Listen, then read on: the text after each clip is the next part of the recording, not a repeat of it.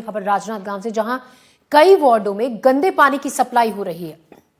घटना सामने आने के बाद हड़कंप मच गया।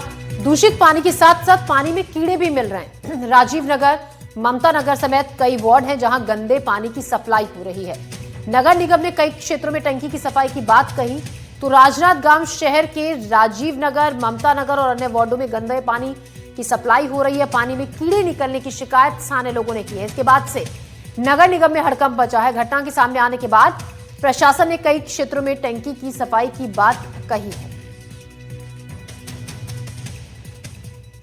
निगम क्षेत्र के कुछ गलियों में लगातार पानी की गुणवत्ता को लेके शिकायतें आ रही थी। इस संदर्भ में हमारी टीम जो जल प्रदाय से संबंधित है और जो टेक्निकल टीम है वो लगातार दौरा कर रही है और कुछ क्षेत्र का हम लोगों ने रिजॉल्व कर लिया है और अभी भी लगातार टीम भ्रमण पे है और जो भी समस्याएं हैं उसका हम निराकरण कर लेंगे। और इस खबर पर ज्यादा जानकारी के साथ सूर्यकांत यादव हमारे संवाददाता राजनांदगांव से हमारे साथ जुड़ रहे हैं। सूर्यकांत, जब से भागीरथपुरा का मामला सामने आया है, पानी की सप्लाई को लेकर लोग भी अलर्ट हैं और डरे भी हुए हैं अगर गंदे पानी की सप्लाई होती है। यहाँ तो बताया जा रहा है कि पानी में कीड़े भी निकल रहे हैं गंदे पानी के साथ साथ। जी, निश्चित तौर पर राजनांदगांव में भी जो है पानी से जो है कीड़े निकलने के मामले सामने आए हैं। इसके साथ ही गंदा पानी की भी शिकायत है। राजीव नगर, ममता नगर और इस तरीके के अन्य और कई वार्ड हैं जहां ये समस्या बनी हुई है। हालांकि वार्ड वासियों की शिकायत के बाद तुरंत निगम हरकत में आई है और जो फॉल्ट है उसको तलाशने का काम निगम के द्वारा किया जा रहा है कि आखिर ये गंदा पानी आ कहाँ से रहा है। इसके साथ ही क्लोरीन की जो टेबलेट है वो बांटी जा रही है लोगों में कि और पानी का जो इस्तेमाल है वो उबाल के करें, इसको लेकर भी बात कही जा रही है। लेकिन कहीं न कहीं 15 दिनों से ये समस्या बनी हुई है, ऐसी शिकायत वार्ड वासियों की है और लगातार जो है दूषित पानी जो है वार्डों में आ रहा है, इसकी शिकायत नगर निगम से की गई है। जी, तो अब इस बारे में कुछ किया गया है? कब तक ये पानी में जो बताया जा रहा है कि टंकी की सफाई की जा रही है, कब तक इसको ठीक कर दिया जाएगा, जो पानी सप्लाई है उसको नॉर्मल कर दिया जाएगा? जी, निश्चित तौर पर नगर निगम का कहना है कि वो टंकियों की सफाई करा रहा है। हालांकि 3 अलग अलग जो टंकियां हैं वहां से नगर निगम के अलग अलग वार्डों में पानी जाता है।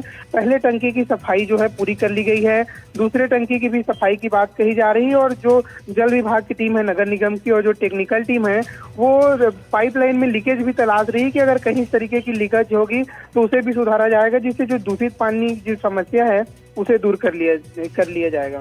जी, शुक्रिया सूर्यकांत आपका जानकारी के लिए। खबरों में बढ़ते हैं आगे। आरएसएस को लेकर पंडित धीरेन्द्र शास्त्री का बयान, अगर आरएसएस ना होता तो हिंदू नहीं बचता, एक होकर रहेंगे तभी बनेगा हिंदू राष्ट्र, एक नहीं रहे तो बांग्लादेश जैसे हालात हो जाएंगे। छतरपुर में हिंदू सम्मेलन के दौरान पंडित धीरेन्द्र शास्त्री ने ये कहा कि आरएसएस की वजह से हिंदू हैं। पंडित धीरेन्द्र शास्त्री का यह बयान कि आरएसएस ना होता तो हिंदू नहीं बचता, एक होकर रहेंगे तभी बनेगा हिंदू राष्ट्र, एक नहीं रहे तो बांग्लादेश जैसे हालात होंगे। क्या कहा उन्होंने, सुनिए जरा। भारत में स्वयं सेवक संघ ना होता तो इतना भी हिंदू ना बचा होता। डॉक्टर हेडगेवार जी की परंपरा ने एक अभूतपूर्व कार्य किया।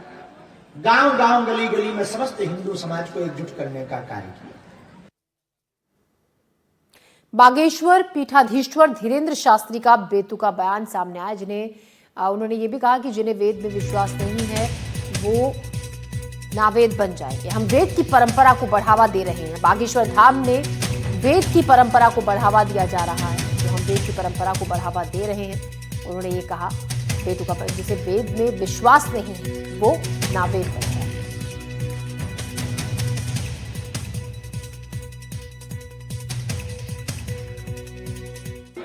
वेद विद्या के प्रचार प्रसार के लिए गुरुकुलों की स्थापना करवाई जाएगी। भोजन 1 दिन तक टिकता, पानी 1 घंटे तक टिकता, लेकिन विद्या जीवन भर टिकती है और भविष्य में वेद ना मानने वालों के बच्चे जावेद और नावेद बनेंगे। इसलिए हम वेद परंपरा को आगे बढ़ाने के लिए बागेश्वर धाम पर गुरुकुलम खोले। खबर बालोद से है, जहां ग्रामीणों ने बनाई है जी राम जी की मानव श्रृंखला। जिले के भेजा मैदानी गांव की तस्वीरें कृषि मंत्री शिवराज सिंह ने वीडियो शेयर कर दी बधाई। ये योजना गरीबी मुक्त, रोजगार युक्त शिवराज सिंह ने यह कहा, योजना स्वयंपूर्ण और स्वावलंबी गांव का संकल्प। कलेक्टर दिव्या मिश्रा के प्रयासों को उन्होंने सराहा।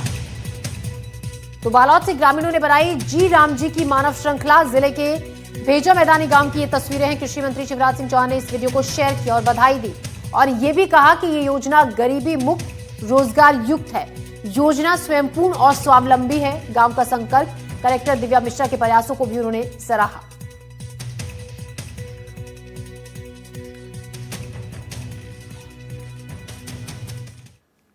खबर सतना से है, जहां 4 करोड़ के फर्जी क्लेम के मामले में चार्जशीट पेश की गई है। सीबीआई कोर्ट में क्राइम ब्रांच ने पेश की है चार्जशीट। 17 आरोपियों के खिलाफ चार्जशीट पेश की गई है।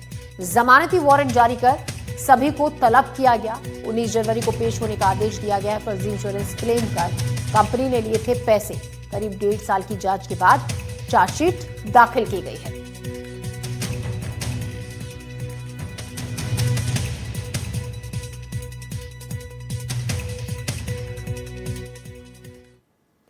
गरियाबंद के राजिम त्रिवेणी संगम पर मकर संक्रांति के अवसर पर श्रद्धालुओं की भारी भीड़ उमड़ी, लेकिन पुण्य की डुबकी का ये उत्सव प्रशासन की अनदेखी के चलते असुविधा और अव्यवस्था में बदल गया।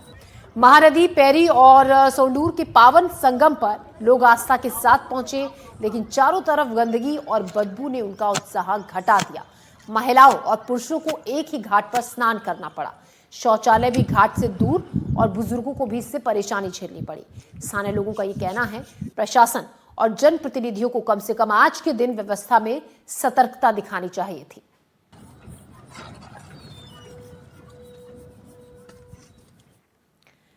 खबर कोरबा से है, जहां धान